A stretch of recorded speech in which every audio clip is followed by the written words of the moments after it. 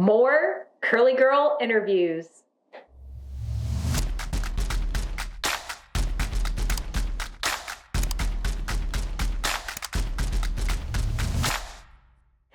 Hey there, guys. Today's episode is really special. I am really excited about this one. I have been hanging out with Graceful Curls, Miss Amanda, over on Instagram for a very, very, very long time. And her story about embracing her curls is amazing, and how she also cares for and embraces her silver hair. You're not going to be sad about this one. Let's jump right into the interview.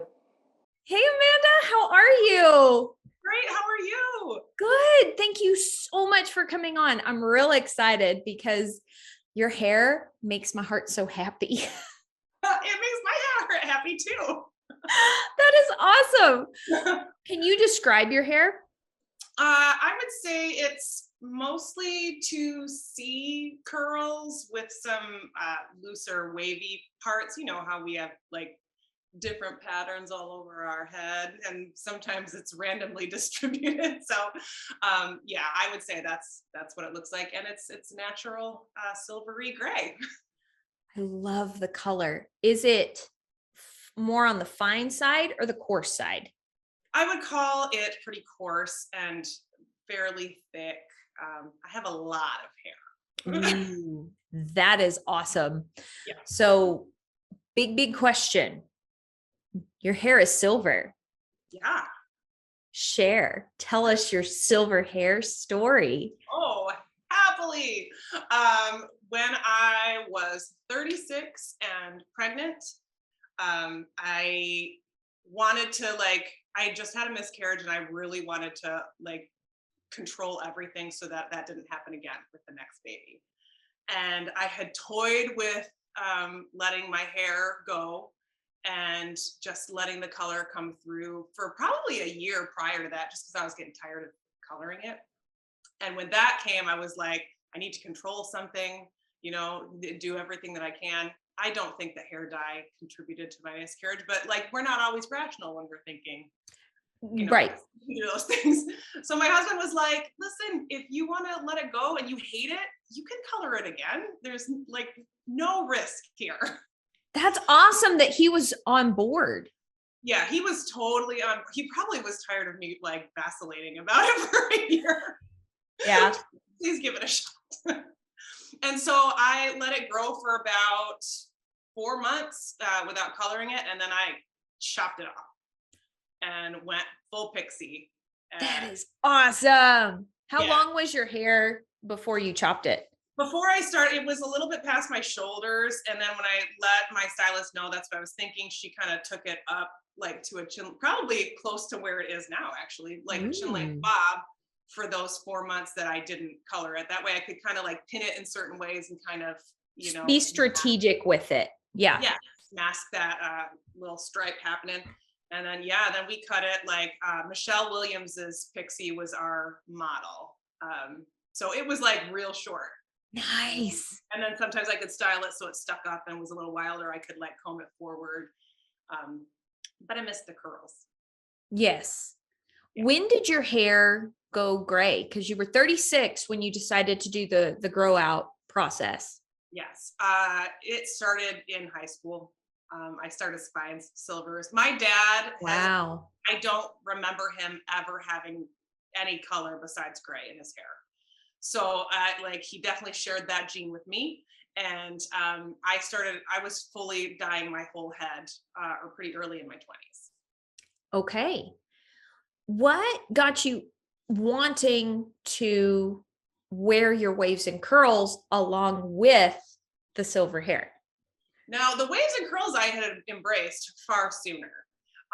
But it just took me a long time to figure out how to do it well. I have lots of school pictures where it's everything's brushed out. Yeah. My mom didn't have curly hair. She did not have any idea how to help me manage it. So I feel like there wasn't really just a whole lot of information about caring for curly hair until fairly recently, like more recently, it's become more easily accessible, this knowledge of the curl. It does seem like social media has really helped people who have the knowledge share it with other people who really needed it. What resources did you find most useful in really dialing in exactly how to bring out your curls best? Well, initially, I finally started getting my hair cut by someone who had curly hair.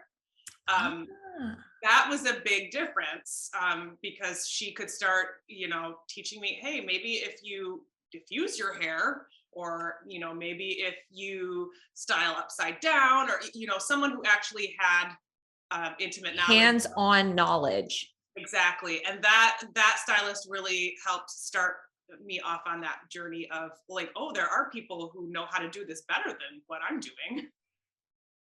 That is really cool. Yeah. What do you, because your hair has been silver since your early 20s and you were dyeing it and you were embracing your curls. Did you notice a difference in how your curls behaved from when you went from dyeing them to not dyeing them? That is a great question. Yes, I did. I had when I was in my 20s, and I was figuring out how to deal with the curl. It started looking really good. But then, after 10 years of dyeing my hair, everything was starting to loosen out. I have pictures of where you can just kind of see that halo of like broken ends, Yeah. around that it was just unhealthy. And I was really getting frustrated. And honestly, that probably contributed to my desire to want to stop dyeing it too, because I would look back at old pictures and be like, look at how nice those curls looked. And now everything just looks like broken and frizzy and not, Yeah. I didn't have the ringlets. It would just kind of like be wavy slightly, maybe, but frizzy wavy. And Not a healthy wavy, but an unhealthy kind of look. exactly, it Yeah. looked unhealthy. So it much better, much improved curl pattern once I let the undyed hair grow out. What are some of your favorite products? Because I find that the products that I love don't, people with silver hair don't tend to like necessarily get along with the same products that I get along well with. I am a big fan of Original Moxie, and that's probably partly because I'm a Michigan girl and I know they're from Michigan. That's cool. Yeah, that's kind of fun. And then I also really like the Jessie Curl line, largely because I can order it unscented, and I have a lot of too much scent kind of gets to me. So Yes. being able to limit how many products have a fragrance in it is good for me. There are so few products that are fragrance free or low fragrance that are marketed to waves and curls that are good for wavy curly hair. I think the Yes. term now is wavy curly friendly products. Sulfate free, silicone free, drying alcohol free. They tend to have a lot of scent, a lot. Yeah. So that's really cool. Okay, so Jessie Curl's really good. Original Moxie's really good. Do you find that with your silver hair that it kind of will go brassy on you ever? Sometimes now it's not a huge problem because one, I'm not like heat styling. And so And that tends to be the biggest contributor to the brassiness in silver hair, correct? because you're burning your hair. And it's not gonna, like, my brown hair when I had it colored would mask that, Yeah. The silvers I'm afraid of that. I see. Okay. So you don't find that you're having to reach for a whole lot of purple shampoo? No, I mean, I have a purple shampoo and I probably use it maybe 5 times a year. Wow. Not that Okay. And also like, because my hair hates it. Like it hates it. That wash day always looks terrible because it's good for the color to brighten up the silvers, but like my girls are like not a fan. gotcha. Guys, I'm sorry, I'm fiddling with my hair. My hair is in the cast and it's drying, and I'm like trying to flip it because I'm sitting underneath my fan. Anyway, that got, what is it doing? Calm down. Down, boy. You got lit. Woo! If you need free root flip your part.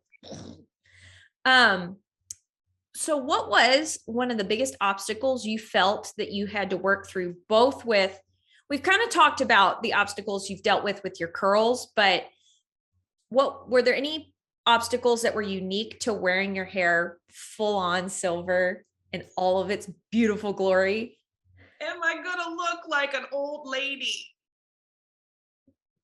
That was the biggest one, truly. I was afraid that, every cartoon witch you've ever seen has like wild gray curly hair. Right. And I was afraid that that would be what would happen. And that, it with the pixie, it didn't do that because it was, short, tight. Short. Yes. Yeah. So that growing out and, how is it going to look? Am I going to look old and witchy? Right. So it was really personal stuff. No one ever said that to me, but it was a personal thing I had to get over.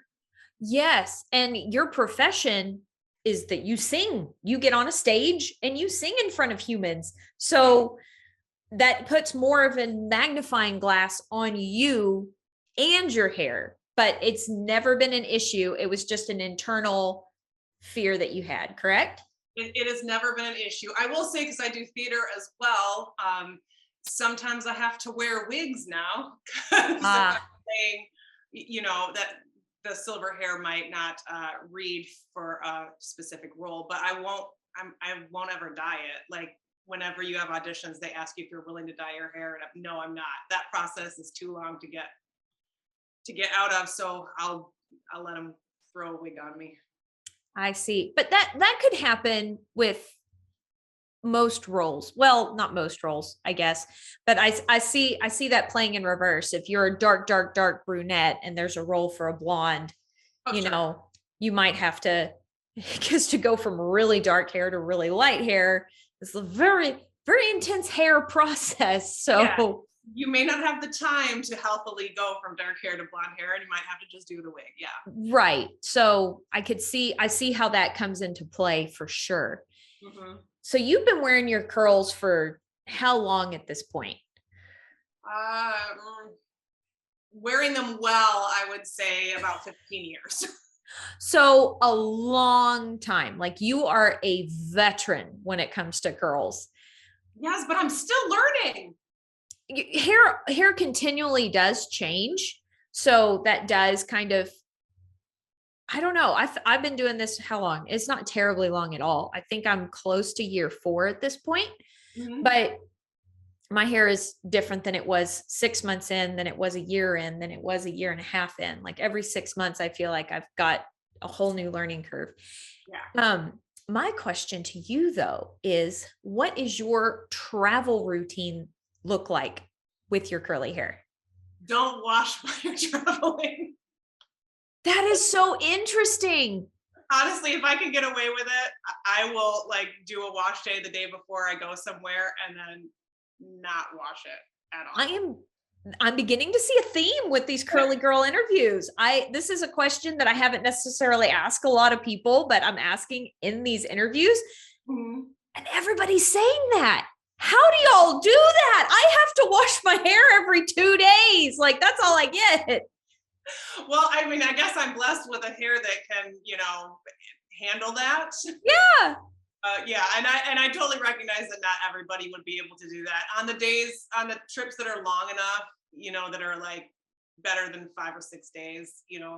I will bring all of the things just in small bottles. Like, okay, I'll bring my own blow dryer and my own diffuser, which takes up a third of your suitcase. They're huge. Yes. Yeah, but I don't trust the hotel stuff. So I'll bring all of my own equipment and all of the shampoos and the conditioner, all of the stuff that I like, and I will put it in tiny bottles and I will bring it if need be. If the trip is longer than your wash day cycle. Yeah. Or longer than I can like push by wearing it like pulled up or something for a couple extra days. Yeah. How do you protect your hair when you sleep at night? I have a silk pillowcase that I sleep on. And then I also have a satin bonnet that I will sometimes wear. That served me better with the pixie than as my hair has grown out. I think it ends up getting bent in weird ways at this length. That makes sense. Yeah, so I keep pulling it out and trying it again and seeing have I grown past that like weird spot where I end up getting it like sticking out straight from my head. Oh, yeah. You get the wings, bat Right, wings. the wings, because the length isn't enough to pull it down again. It's not heavy enough for it to settle. Yeah. Exactly. Does the silk pillowcase come with you when you travel? You know what? Since COVID, I haven't had the silk pillowcase long enough. Gotcha. Okay. So that, I got that like right around COVID time, and I was relying wholly on the bonnets prior to that. Gotcha. But, I think I will have to bring it, actually, now that you've mentioned it, when travel starts up again for my family and I. Yeah, I've gotten to the point now where I sleep on a special pillow. You're well seasoned in life when you have to start bringing your own pillow with you when you travel, because your neck is so sore if you sleep on anything else. I am now that person. So the silk pillowcase just comes with me when I go somewhere. The pillow does. What is the best piece of advice that you would give someone who is just starting the process of trying to style their hair wavy curly? That's a great question. Try lots of stuff and don't be afraid of it looking weird, because Yeah. what works for one person is not necessarily going to work for the next, and you just have to keep at least for me, I just had to keep experimenting with other people's ideas and be like, oh, that does not work for me, because I did not like how that turned out. But be okay with looking a little wonky every now and then when you try something that doesn't happen to work, to play nice with your hair. And same question, but to anyone who is starting the process of growing out their silver. I will say exactly what my husband told me. You can always color it again if you hate it. It's very low risk. Now, I didn't do the actually growing it all out process that I've seen a lot of people on the like silvery channels here talk about, like, I have this much growth and then this much growth, and you see the old dye growing out. Like, I cut off all of the color. So I have a different experience. I didn't think I had the willpower to make it through that process. I understand that. Yeah. So I guess my approach was a little riskier because I cut off a bunch of length. You just went, okay, I'm going to grow it out for as long as I can stand it and then whack it. That's kind of what I did with my old bleach damage. I know it's completely different scenario, but I had 2 years worth of grow out of bleach, and I just whacked off the bleach to this really short little bob. And I thought, hey, this will be the shortcut to ringlets. It was not, but it did help my hair become healthier faster, I think.